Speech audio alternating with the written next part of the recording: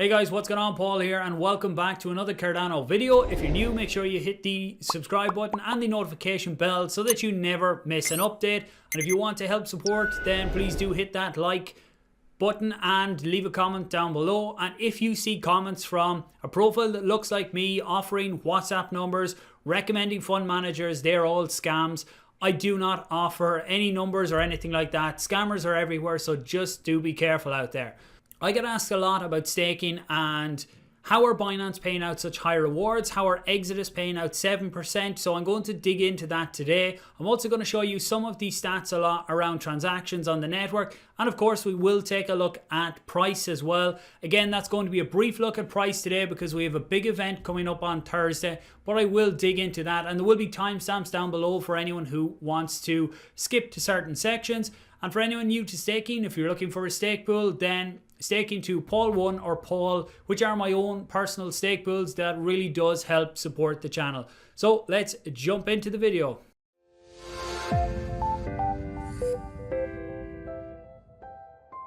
Okay, so jumping into this on the higher rewards that Binance offer versus staking with a stake pool within the Cardano ecosystem. So anyone who's new to staking, I do have a post over here that could be very useful for you. It is all of the common questions around staking, going from general staking questions. You can go into any of these and expand them out. There's videos and there's text and everything there. The wallets then, this one talks all about the different options you have for storing your ADA safely and how to stake with that. So I do talk about Binance and Exodus and everything in that, as well as Yoroi and Daedalus, which are my own personal choices for holding my own ADA. Security questions, rewards, and all of that type of stuff are there as well, so I will link that down below. In general, when you stake with Cardano, when you stake your ADA with a stake pool, you can expect 5 to 5.5% as the return over the year. That is what the protocol is designed to give out. So generally, epoch to epoch, it is going to vary. So you could see some up at 6%, you could see some down at 3-4%. That's just the way the protocol works due to how blocks and rewards are assigned on an epoch basis. I will dig into that further in another video, but generally they do average out at the 5 to 5.5%, and that's across the board. So when you're picking a pool, once the pool is run properly, I would say pick a stake pool that is transparent, that you know is running properly, and someone that you want to support within the network. So looking at Binance then, how are they offering on the 30-day? When you lock your funds, you get 5.09%. When you go 60 days, you get 7.79%. Now again, these are APYs. You don't get this return just for your 30 or your 60 or 90 days. This is the APY, so you get a fraction of that. So again, 60 and 90 days are way above what the network offers. Now 90 is sold out there, but how are they offering them higher returns? For me, this is how it is, and this is my personal opinion on it from doing my own research. When you look at ADA pools here, they break down what entities within the staking ecosystem hold the most Cardano or the most ADA. So you can see Binance over here, they hold 12.43% of staked ADA is held in Binance stake pools. Not great for decentralization, but that is a topic for another video. But you can see that that works out to be 2.8 billion ADA that Binance has control of. So when you look then, when you work out the returns they are getting on that, again, this calculator is on my website for anyone that hasn't seen it. If you come over, you see up the top, you have the staking FAQ, and then you have the different calculators that I have there. So when you put in the 2.8 billion ADA, we will leave it at a 5% APY. They're collecting just under 2 million ADA every 5 days. Now again, that's roughly 2 million ADA every 5 days that Binance collects. So you can be guaranteed that everyone who holds ADA on Binance is not staking that ADA. They're not getting locked up in these durations here. They're just leaving it sitting on the exchange. But in the background, Binance is still collecting staking rewards for all of them people who are holding ADA on the exchange. So they're able, for the few that do actually stake, they're able to give them higher rewards. And by doing these types of advertisements, what it does is it attracts more people to hold their ADA on the exchange. And they know well that not everyone is going to stake. So in the end, then Binance are still coming out on top and making a profit every 5 days on the ADA that is held. So once you're comfortable with the wallets and everything like that, I would encourage you to look out there and put them into a wallet that you personally control the keys and that you are the one that has full access to them. Now, Binance would be one of the bigger exchanges out there. So again, I do hold funds on there when I'm trading. So it's not like it is completely forbidden to hold funds there. I would say anything you're holding long term, it's always better to hold in your own wallets that you control the keys. And for me, that is holding on a hardware device and with ADA, staking through Yoroi or Daedalus. Another one that I get a lot of questions on then is Exodus. So you can see here, I set up a new Exodus wallet here and I staked 20 ADA just before this video. So after the 2 ADA deposit, which you get back when you stop staking, and the 0.17 or point whatever it is fee for signing the staking key, this is what I'm left with. So Exodus say that they're giving an average reward rate of 7.06%. And I get asked this a lot lately is, why would people not use Exodus? Well, in reality, they're not paying that 7.06%. This changes up and down all the time.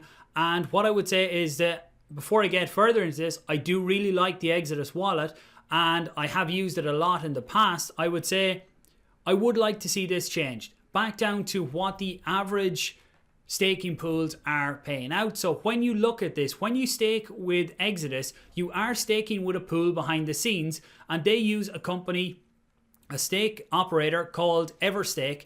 And when you look at their site, they say the yield is 5.3%. I would like to see Exodus being transparent on this and having the 5 to 5.5%, which the network does pay. When I staked, I got put into this pool here. So when I tracked down through my addresses and everything where they sent it, it was staked with Everstake, because when you stake with Exodus, you don't choose the pool. They put you into a pool of their own choice. So you can see here, this is a new pool. They should expect their first rewards in this current epoch, so nothing to go by there. But when I look at the Everstake group then, so these are all the pools that Everstake have set up, and these are the ones that Exodus are continually filling. You can see in the returns here that when you go through all of them, it is coming in around that 5% return. So if you're staking with Exodus, I would expect you to get the same as you would get with other pools. You should get in around that 5%. The pledge on all of these is only 1k ADA.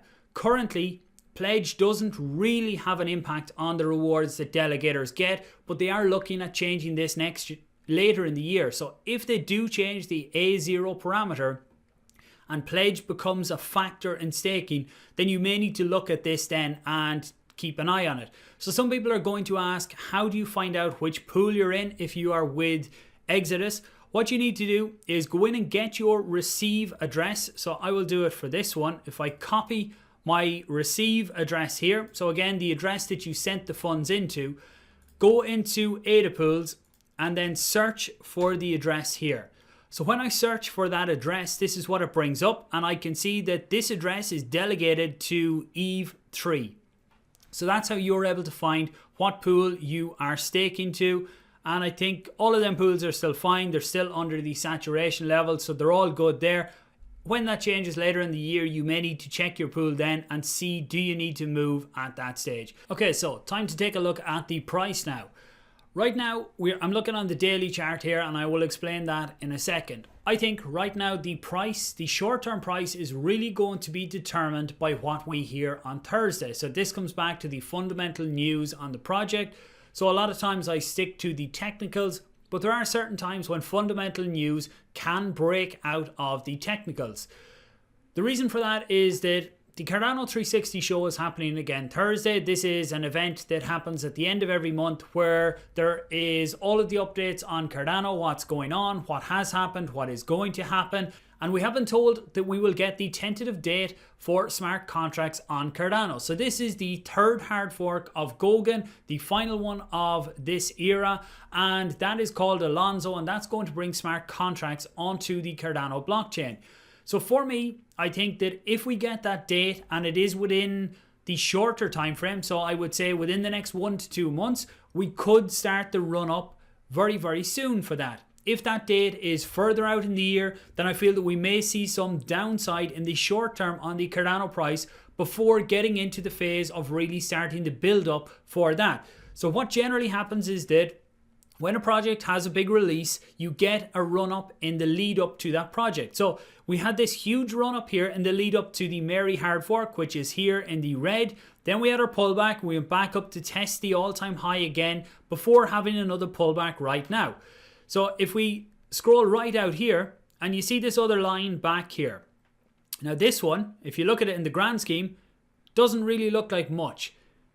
When you start to go in and take a look at this, this was the Shelley hard fork that brought staking online for Cardano. So at the time, this was a huge run up for the Cardano price, and then we had the pullback before we started the real run up. When you zoom out, you can see how small this actually looks.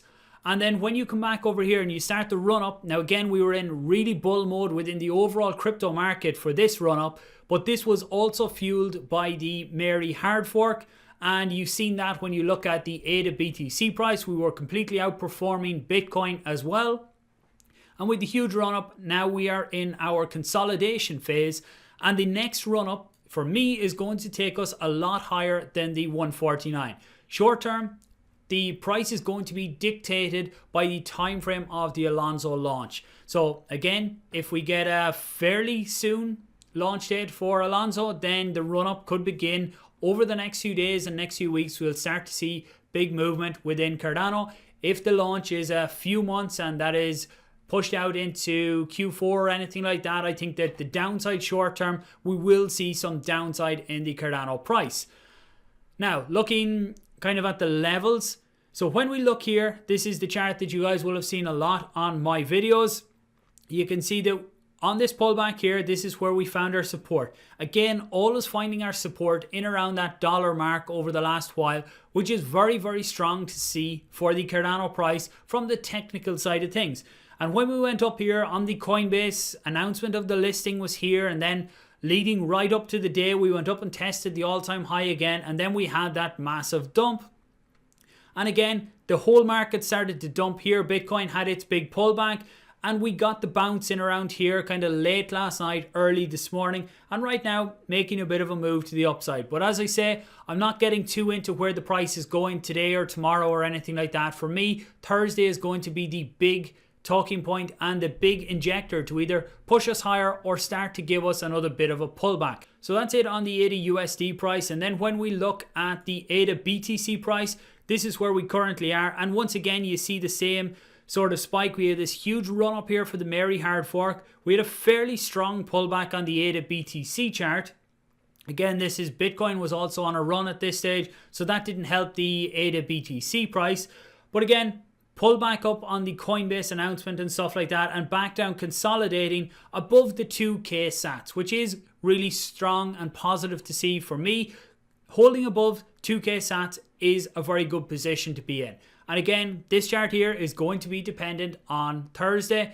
Another one to keep an eye on is the ADA Ethereum chart. So you can see we had our struggles to get past this level before, and this really shows how a resistance level can flip to a support. So resistance is where you struggle to get above. You can see all the way back here, 2018, struggle to get above.